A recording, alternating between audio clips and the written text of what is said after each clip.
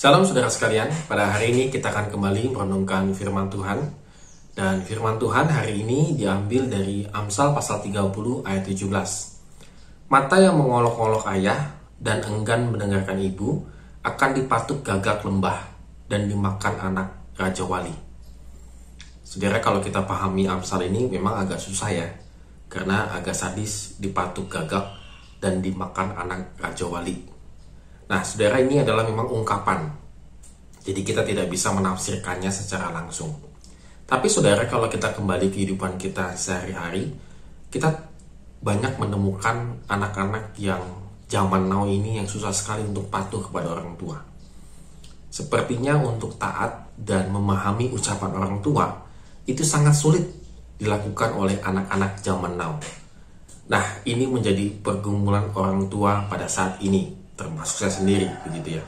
Dan oleh karena itu, tapi kita jangan putus asa sebagai orang tua. Dan bagi teman-teman yang masih anak-anak begitu ya, statusnya belum menikah, maka dengarkanlah Amsal ini dan pahamilah Amsal ini.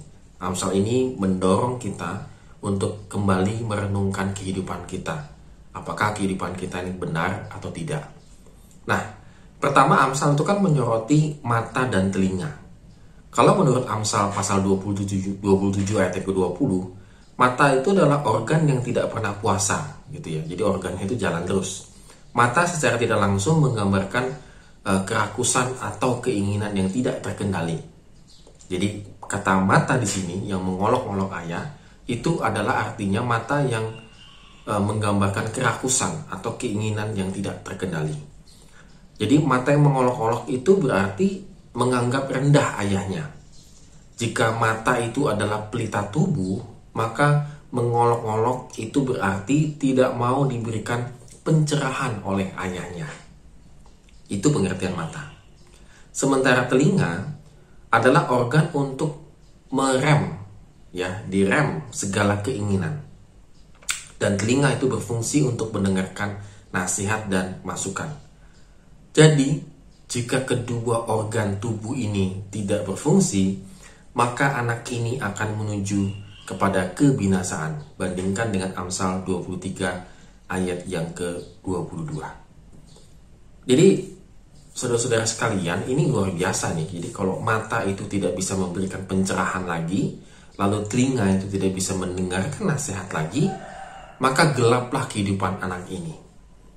Maka anak ini dipastikan akan nyasar, akan menuju kepada kegelapan. Nah, segmen kedua, mengapa dia memakai binatang, apalagi dipatuk dan dimakan begitu ya?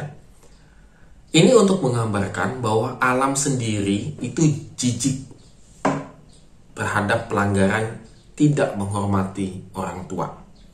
Alam sendiri secara naturalnya memperlihatkan bahwa anak binatang bergantung hidup kepada orang tua. Ini secara natural alam nih.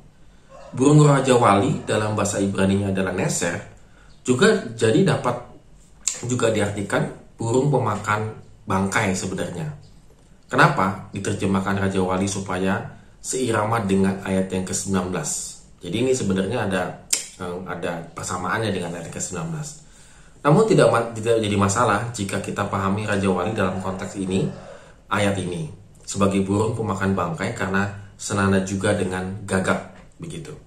Jadi penafsir memang ada yang mengatakan tetap raja wali, tetapi ada yang mengatakan burung pemakan bangkai.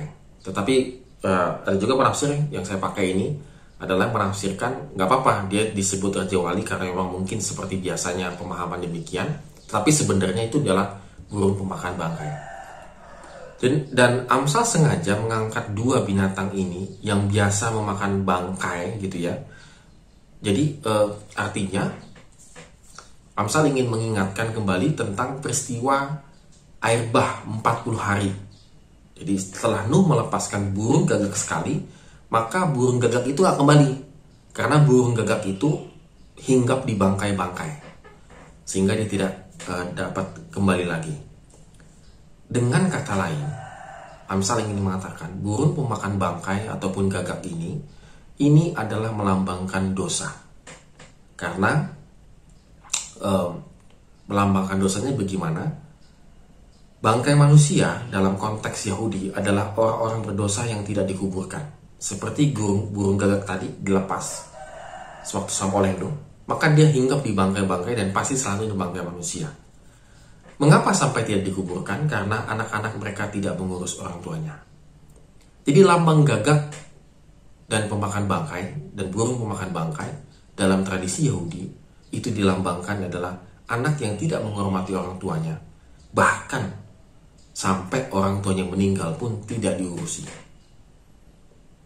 Jadi saudara sekalian, Amsal ingin mengatakan betapa hebatnya, kencingnya jika seorang anak tidak menghargai orang tuanya. Bahkan sampai meninggalnya pun tidak diurusi. Nah, oleh karena itu saudara sekalian, dalam konteks inilah kita kembali lagi merenungkan. Apakah kita ini termasuk orang yang sungguh-sungguh menghargai kedua orang tua kita? Saudara, bukan berarti menghargainya sampai berlebih-lebihan juga. Tidak, saudara. Setidaknya mendengarkan nasihat. Setidaknya kadang-kadang orang tua punya pengalaman yang mencerahkan hidup kita. Maka dengarkanlah selagi masih bisa mendengarkan. Karena mereka telah banyak sekali mengalami pengalaman-pengalaman hidup ini. Apalagi dia bisa merefleksikan melalui firman Tuhan, maka itu sangat berharga. Mari kita renungkan firman Tuhan ini dan biarlah kiranya Tuhan memberikan kekuatan kepada kita untuk melakukannya. Amin. Tuhan Yesus memberkati kita semua.